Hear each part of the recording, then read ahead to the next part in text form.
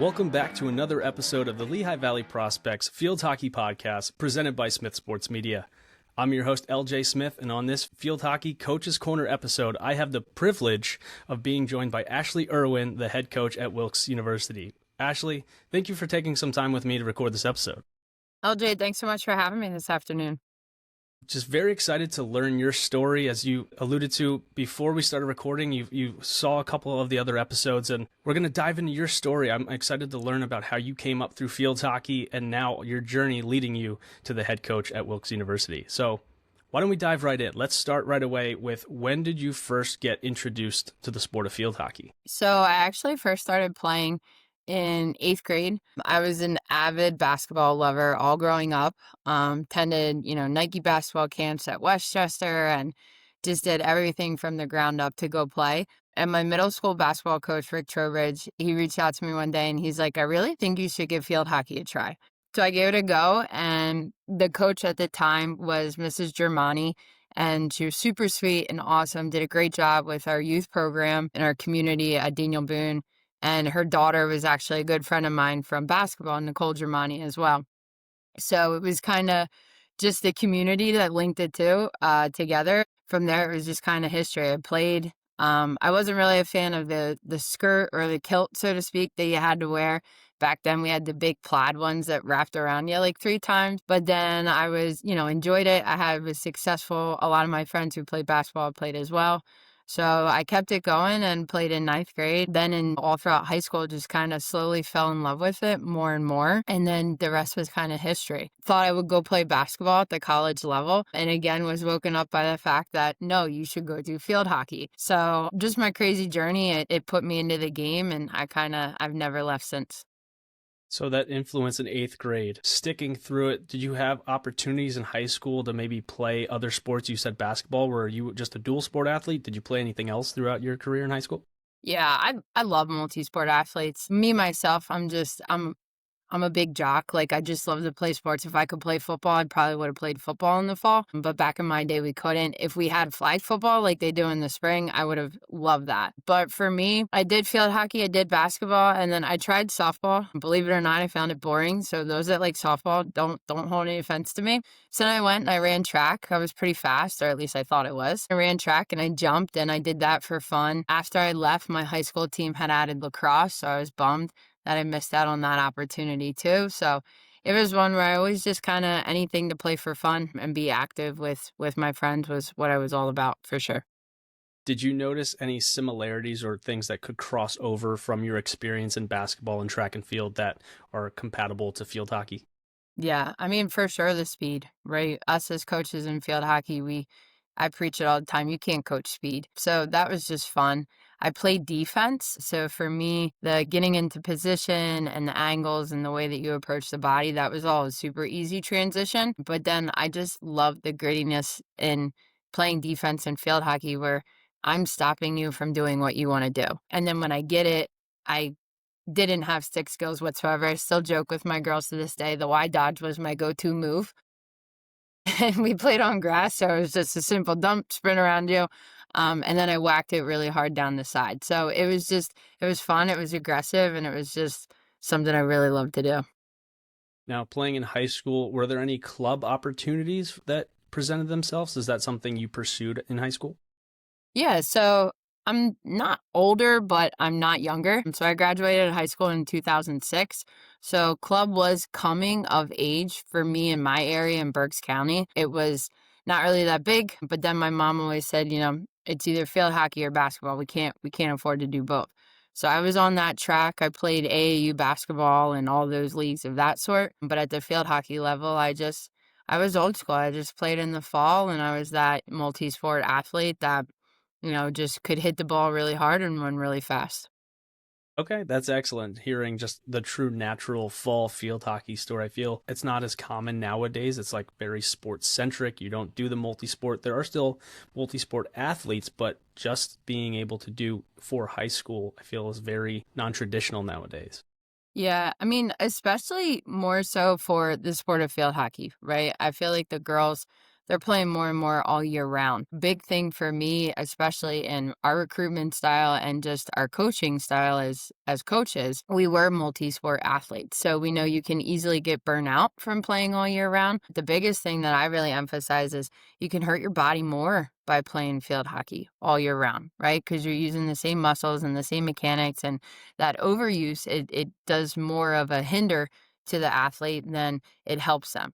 But, then if you kind of you give the glutes and the hammies a break, right? And you don't play squatted in field hockey, and maybe you go play basketball or you go do golf or you switch it up, whatever it is to just we always say, let your mind be at ease, especially playing at the college level.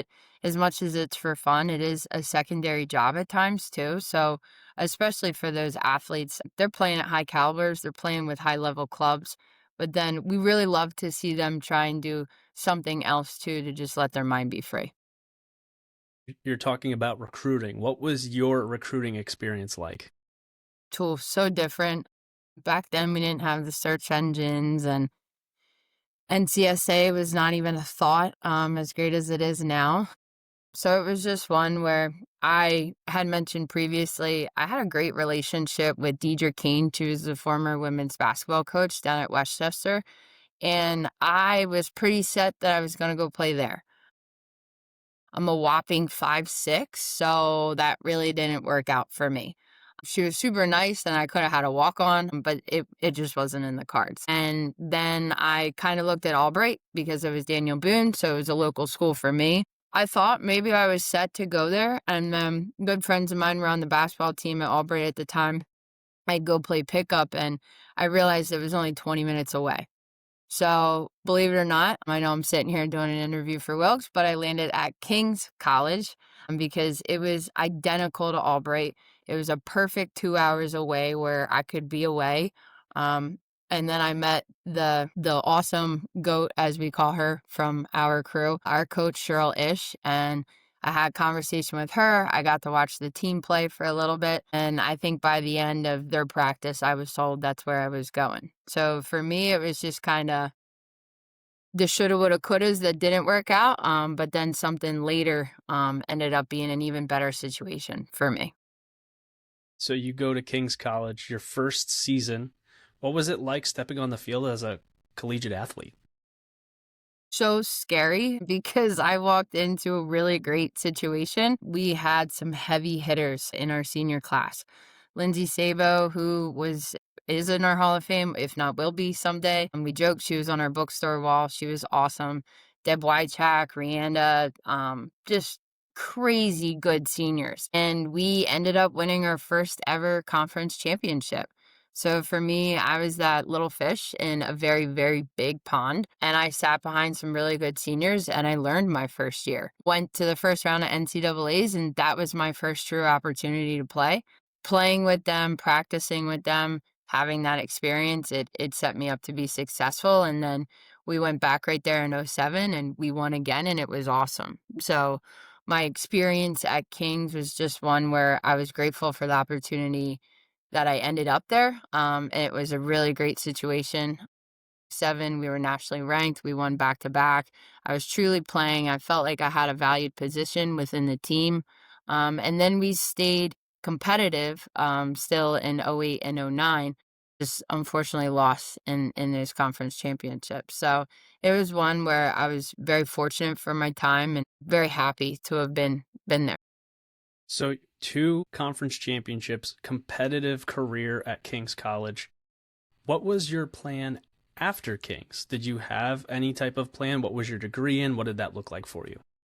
Yeah, so for me at the time, still evolving in higher ed. So we had elementary education was a major, but then I also focused in special education. So for us, we couldn't get done in 4 years. So I finished up my fifth year focusing more on my special ed certification. And obviously, being in the area and being done in the afternoon, I was available to coach. So Cheryl called me again and asked if I'd be willing to coach at the local high school, Myers High School. I said, absolutely. Like, are you nuts? So walked right into it. It was such a fun opportunity being right from when you thought you were all done to now walking right into a coaching career, not even a year out of college, just months out of college. It was such a fun experience. And then I stayed coaching and stayed involved in the game and was fortunate enough in that.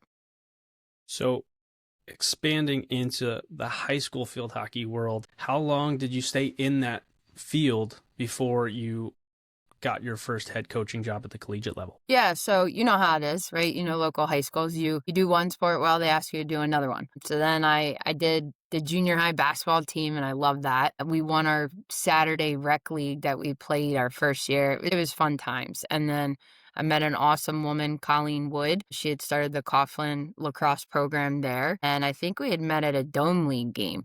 And she's like, "Hey, you know anything about lacrosse?" And I said, "I do." And she goes, "You want to help me coach?" And I said, "I'd love to." So then I walked right into that. So I coached field hockey and basketball and helped out at Myers doing that. And then I was at Coughlin. Then a friend of mine had heard that Keystone College was looking for a coach, and it was 2 weeks before preseason had started. So I was ready to go into preseason myself. I thought, hey, why not give it a go?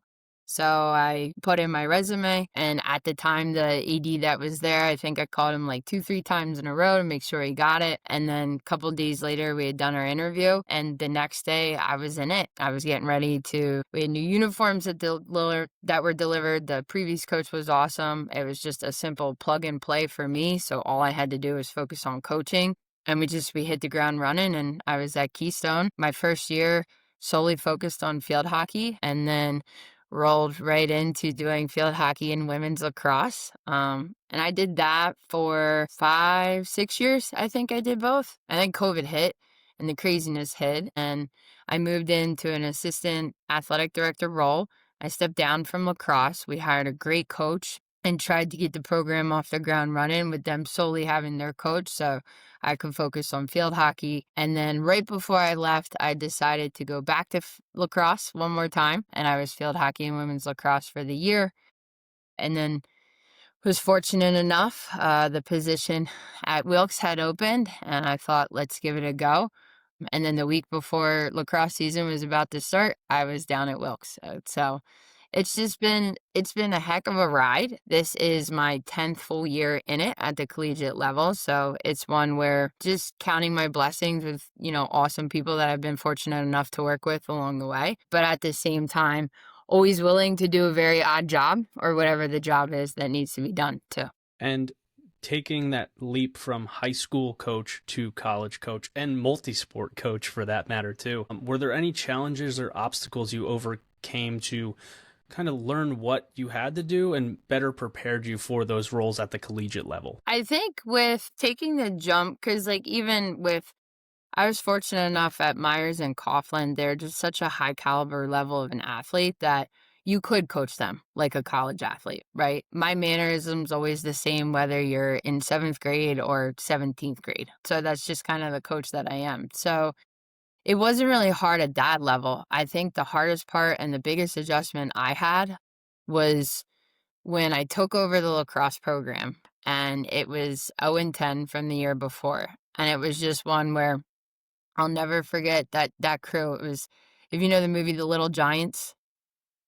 Okay, so they were my little giants, and it was cliche enough that we were at Keystone and we were the Yeah. Giants, right? So I had the 2 tallest girls from the volleyball team, so that they could be on my draw.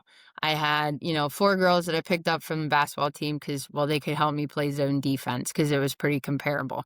So then I had my poor souls that I convinced from the field hockey team to come help me and fill in some gaps. I think we had some cheerleaders as well. So it was a pure hodgepodge of a team, but it was one where it was like, I still expected them to win because I knew that they could, because they were just a great group of kids and they were so coachable. So I think that was kind of the hardest. And then I settled my expectations, but then they went out and for a team that was 0-10 the year before, in my personal crazy opinion, I thought they killed it. I think we were 4 and something. We won our first game. I'll never forget this speech. I told them, guys, you could eat bonbons for the rest of the year. We're good. If you won one, like, you're way better than what you were. So it's, sky's the limit. So I think that was the tough part. But then athletics, it is crazy. I think you have to be of a different mindset to work in our field. But it was just kind of, I think at times, the balancing act, then doing the administrative work. I just felt it pulled me away from being a coach. So I think you learn to control your crazy in higher ed and especially in sports. So just going back to solely coaching and being the life of the team and involved in the sport was what I find myself at peace and really happy doing now. Thank you for tuning in to the Lehigh Valley Prospects podcast presented by Smith Sports Media. Please subscribe to our YouTube channel searching Lehigh Valley Prospects Podcast. You can stream the podcast on Spotify and Apple Podcasts searching Lehigh Valley Prospects Podcast. Follow us on social media on Instagram at LV Prospects Podcast, on X at LV Prospects, and on Facebook at Lehigh Valley Prospects Podcast. Until next time, I'm your host, LJ Smith, signing off.